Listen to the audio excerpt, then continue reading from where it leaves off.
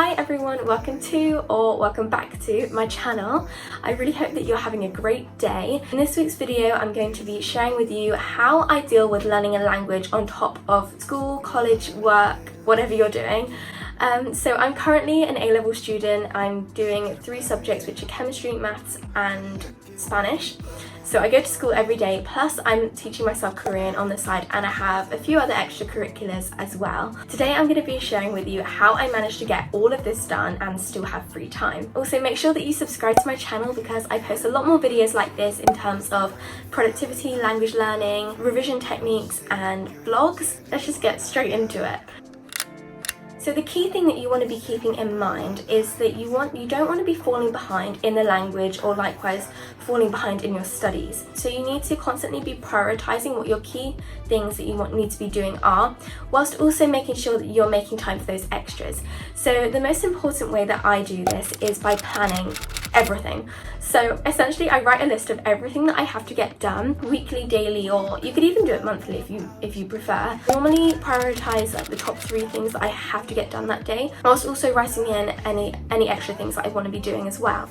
So I don't like weekly planning because I find that it's a little bit overwhelming if I don't get everything done, because then I feel like I'm trying to compensate for it the whole rest of the week and everything goes a little bit out of balance. I prefer to daily plan and plan out each day one at a time. My method for planning is I like to write a list of everything that I have to get done, and then I number the order that I'm going to do them and I highlight them as I go, and it's so satisfying. Recently I started making one tick for when I'd started the activity and another tick for when I'd finished it. I really liked doing this because sometimes the hardest part is just starting and turning up, and that ends up being more difficult than the actual task. And if I don't end up finishing the task, then I don't feel like I've failed or I don't feel guilty in any way, because at least I've started it and had a go. Second way is that I like to save the most enjoyable activities till last.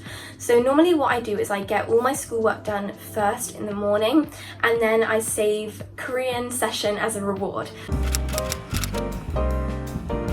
From experience, I've also discovered that completing the most difficult task first makes me feel really proud of myself that I've completed the most difficult and probably the longest task at the beginning, and then I have the whole rest of the day to whiz through the rest of them because I know that all the rest of the activities are not going to be as difficult and take as much time as that one. And I also feel really proud of myself and likely to keep up that motivation and mindset throughout the rest of the day. The third thing is to change it up. You don't want to be getting bored and tired of old revision technique and language learning methods, so don't be afraid to spice up your habits to make sure that you're not feeling uninspired or unmotivated. So my fourth time is to take time out to relax. The last thing that you want to be doing is overworking yourself and becoming burnt out.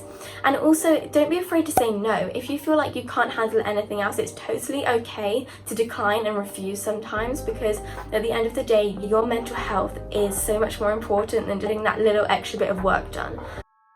And as you have watched this whole video through, I'm going to be sharing some bonus tips in like a quick fire round, smaller things that I would say are still very important. Number 1 is to set an intention at the beginning of the day.